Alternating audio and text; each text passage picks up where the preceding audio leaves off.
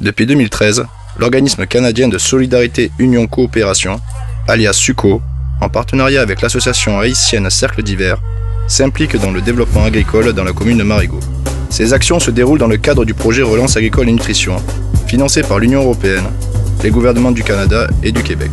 Il a notamment pour but d'aider des centaines de familles paysannes afin qu'ils puissent acquérir entre autres de nouvelles connaissances agricoles. On pense qu'on est pauvre, on ne mange pas ce qu'on a.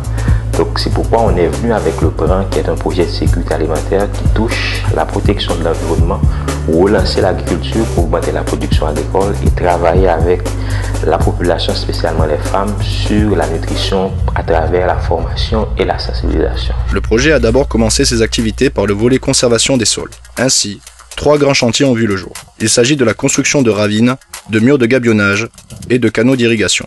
Ces 3 chantiers avaient notamment pour but d'aider les paysans à diminuer les risques environnementaux, notamment lors de la saison des pluies. La ravine ont très grande utilité pour les paysans par rapport avec toute terre qui était sortie pour descendre aller dans la mer. Et bien qu'on y a ça vient réduit par rapport avec le projet SUCO qui vient au support. Pour ce qui est du gabionnage, il a permis entre autres de réduire les risques d'inondation des terres cultivables. Un chantier salué par l'association paysanne partenaire du projet. Premier, et même qui aide nous faire tout le travail sur le site, l'autre qui te aide nous faire déjà, nous avons réalisé un pile bagaille. Mais avec PRAN, avec SUCO, nous pensons tout le monde qui est dans Savane du Bois a commencé à comprendre. Le travail, ça, c'est un gros travail qui est lié et mon dans zone remet ça et on félicite PRAN pour bon travail ça qui ont été capable de faire pour eux dans la localité. Le dernier projet, dans la catégorie de conservation des sols qui a été réalisé, est la construction de plus de 1200 mètres de canaux d'irrigation. Ce chantier a notamment permis de faciliter l'accès à l'eau pour les agriculteurs de bananes. Pour l'exécution du volet consacré à l'agriculture, le projet de relance agricole et nutrition a choisi de travailler avec 12 associations paysannes. Notre souhait à nous, au niveau du projet PRAN, c'est que les paysans, les familles paysannes, d'abord maîtrisent les techniques, mais également s'en approprient également les diffusent dans le milieu afin que la ressource terre puisse être conservée. Au niveau de l'agriculture, l'équipe du projet peut compter sur une équipe de 6 techniciens agronomes.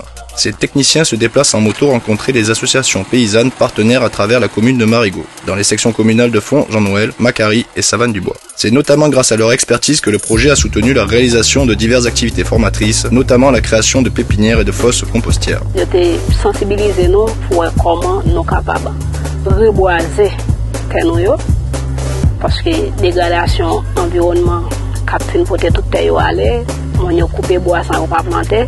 Et comme ça, je t'ai sensibilisé l'organisation pour comment on est capable de participer dans le reboiser terrain. Pour ce qui est des fosses compostières, il faut souligner que leur mise en place a été encouragée par le désir d'assurer une agriculture biologique. En plus d'aider les paysans à acquérir de nouvelles techniques agricoles, l'équipe du projet a mis en place un volet consacré à la nutrition. Grâce au travail des animatrices en nutrition, les 12 associations paysannes ont pu compter sur des formations telles que la connaissance des groupes alimentaires, l'importance de manger équilibré et sur l'allaitement exclusif et complémentaire.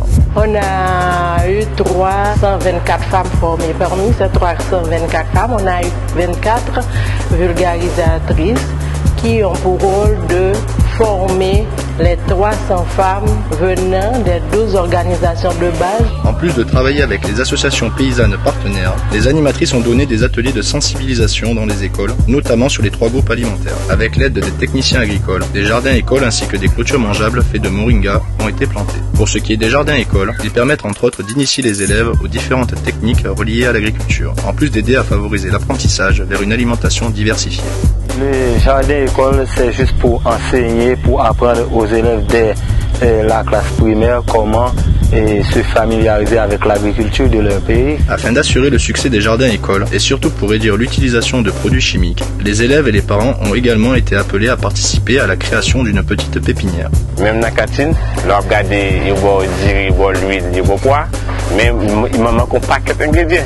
Le volet nutrition du projet s'est achevé par la création d'un guide alimentaire. Ce guide servira notamment comme aide-mémoire aux vulgarisatrices en nutrition.